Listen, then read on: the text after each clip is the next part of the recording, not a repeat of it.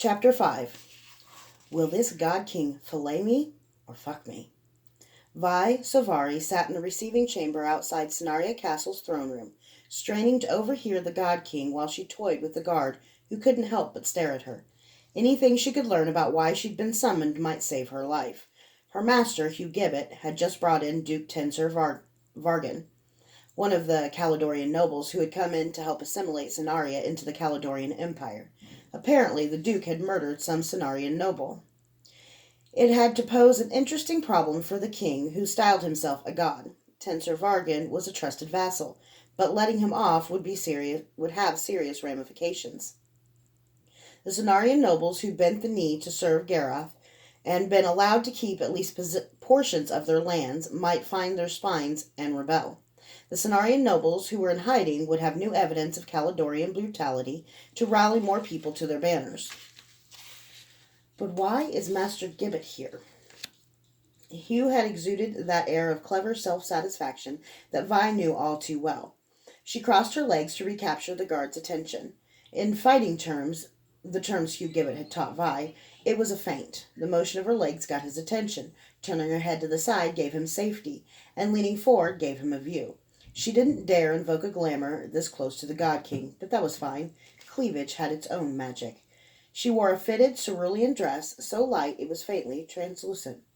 She had made her intentions clear to Master Picun, so the tailor kept the dress simple, hardly any embroidery, just a little in the old Caledonian runic style around the hem and wrist, an inscription from an ancient erotic poem. No lace, no frills, just clean lines and curves. Master Picun was an inveterate lech, and this was the only dress he'd declare fit for the God King. The man has dozens of wives, the tailor sniffed. Let those cows speak with silk. You will sing the sweet tones of flesh. If the guard was like most men, he would stare for 2 to 4 seconds, double-check that no one was noticing him stare, and then stare again. The trick was, now. Vi flicked her eyes up suddenly and caught the guard just as he was starting to stare again. She pinned him to the wall with her eyes. Guilt flashed across his features, and before he could cover it with boldness or glance away, she stood and walked toward him. He was Caledonian, of course, so she adjusted accordingly. Caledonian's sense of personal space didn't extend as far as Cenarian's. Pricking the bubble of his personal space with all the attendant connotations meant stepping so close that he could smell not just her perfume, but her breath. She stepped in and held him with her eyes for 1 more second until he was about to speak. "Excuse me," she said, still looking him in the eye, her expression intense. "May I sit here?"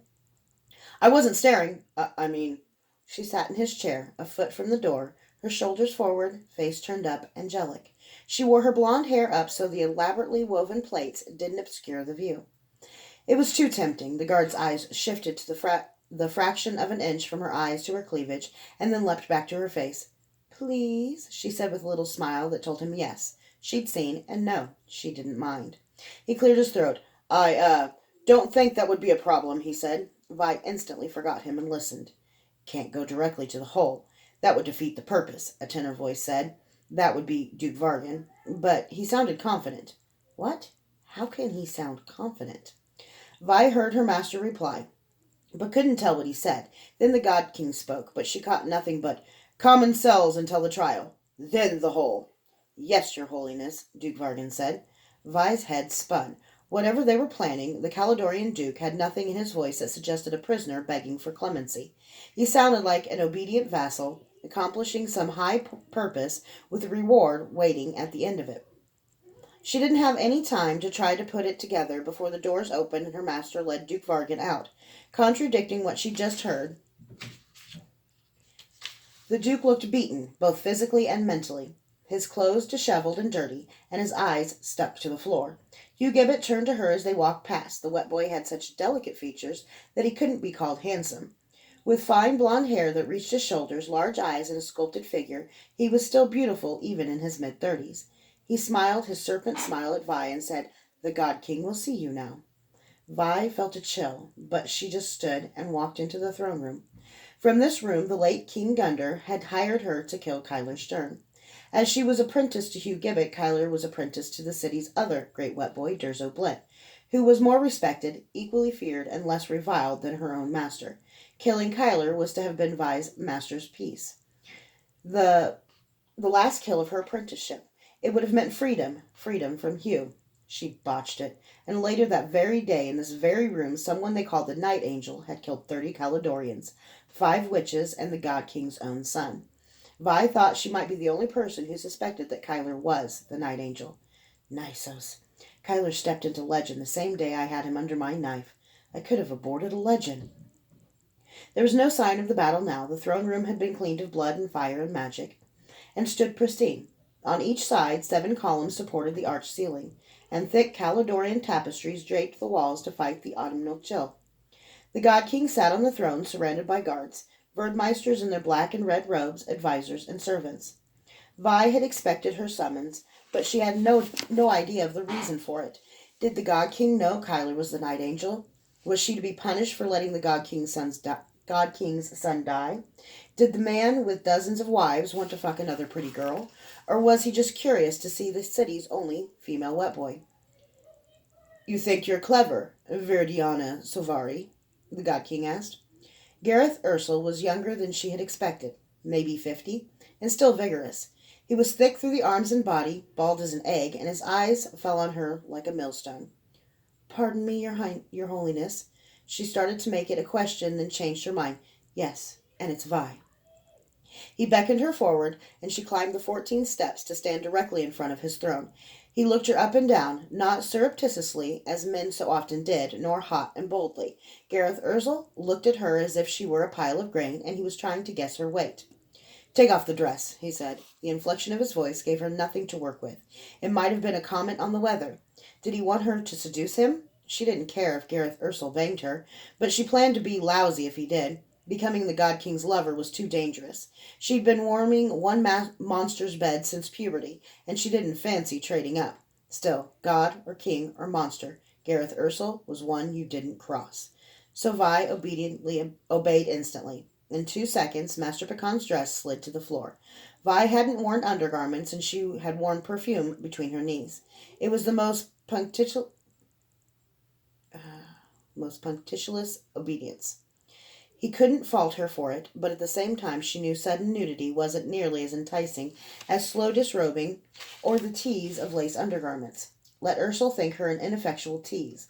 Let him think her a slut. Let him think whatever he wanted as long as he did it from a distance. Besides, she wouldn't give any man the satisfaction of seeing her back down. Vi felt the stares of every courtier, advisor, Verdmeister, servant, and guard in the room. She didn't care. Her nudity was her armor. It blinded the drooling fools. They couldn't see anything else while they saw her body. Gareth Ursel looked her up and down again, his eyes not shifting in the least. You wouldn't be any fun, the God King says. You're already a whore. For some reason, from this terrible man, those words sank in with barbs. She stood naked before him, and he completely lost interest. It was what she'd wanted, but it still hurt. All women are whores, she said, whether they sell their bodies or their smiles or their smiles and their charm, or their childbearing years in submission to a man. The world makes a woman a whore, but a woman makes her terms, your holiness. He seemed amused at her sudden fire, but his amusement passed. Did you think I wouldn't see what you did with my guard? Did you think you could eavesdrop on me? Of course I did, Vi said, but now her flippancy was a farce. He saw me? Through the wall? She knew she had to hold on to her bravado, or she might dissolve right into the floor. With the God King, if you wanted to win, you had to play as if you despised life, but she'd heard about gamblers who'd lost. The God King chuckled, and his courtiers followed his lead. Of course you did, he said. I like you. I wouldn't kill you today, or I won't kill you today. Not many women would get in a pissing match with a king, much less a god. I'm not like any woman you've ever met, Vi said before she could stop herself. His smile withered. You give yourself too much credit. For that I will break you, but not today. Your Sakage is giving us trouble. Go to your little underworld friends and find out who the real Shinga is. Not a figurehead. Find out and kill him. Vi felt naked for the first time. Her armor wavered. God or man, Gareth Ursel had titanic confidence. He told her he would break her, and then exhibited not the slightest concern that she would disobey him. It wasn't a bluff. It wasn't arrogance. It was a simple exercise of the prerogatives of vast power. The courtiers eyed her now like the dogs under a king's table eyed a fine scrap of meat that might fall to the floor. Vi wondered if the God King would give her to one of them, or all of them. Do you know, the God King says, that you're witch-born? As you Southrons say, talented.